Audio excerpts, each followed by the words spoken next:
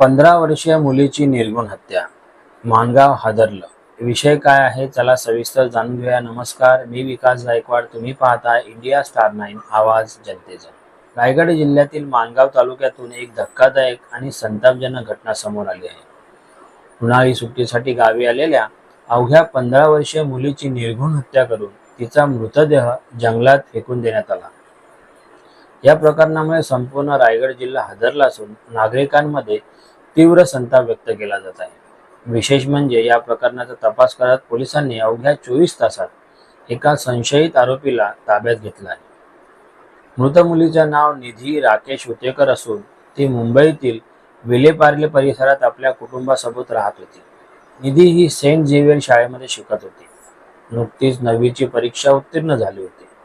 उन्हाळी सुट्टीसाठी ती काही दिवसापूर्वी आपल्या मूळ गावी माणगाव तालुक्यातील पळसगाव परिसरात आली होती. आनंदाची सुट्टी आता दुःखात बदलली आहे. सोमवारी रात्री सुमारे 9च्या सुमारास निधी वडिलांच्या मोबाईलवर कोणाशी तरी बोलत होती आणि बोलता बोलता बाहेर गेली. मात्र बराच वेळ उलटल्यानंतरही ती घरी परतली नाही. कुटुंबियांनी परिसरात शोध घेतला, नातेवाईकांशी संपर्क केला, मात्र तिच्याबाबत कोणतीही माहिती मिळाली नाही. अखेर चिंताग्रस्त कुटुंबियांनी माणगाव पोलीस ठाण्यात धाव घेतली. निधी बेपत्ता असल्याची तक्रार दाखल केली. दरम्यान बुधवारी घरोशेवाडी येथील जंगल परिसरात एका अल्पवयीन मुलीचा मृतदेह आढळल्याची माहिती पोलिसांना मिळाली. माहिती मिळताच पोलिसांनी तातडीने घटनास्थळी धाव घेतली. मृतदेहाची ओळख पटवण्यासाठी निधीच्या वडिलांना घटनास्थळी बोलवण्यात आले. त्यावेळी मृतदेह हा निधीचाच असल्याचं स्पष्ट झालं आणि कुटुंबियावर दुःखाचा डोंगर कोसळला. प्राथमिक तपासात निधीची गळा आवळून हत्या करण्याचा संशय व्यक्त केला जात आहे.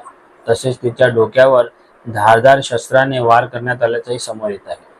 शवविच्छेदन अहवालात लैंगिक अत्याचार झाल्याचं स्पष्ट झालेलं नसून पोलीस फॉरेन्सिक अहवालाची प्रतीक्षा करत आहेत. या घटनेमुळे परिसरात भीतीचं वातावरण निर्माण झालं आहे.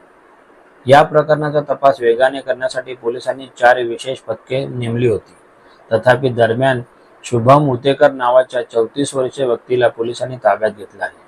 आरोपी आणि मृत मुलगी हे दोघेही विलेपार्ले परिसरात राहत होते आणि दोघांचाही माणगाव तालुक्यातील पळसगाव गावाशी संबंध होता.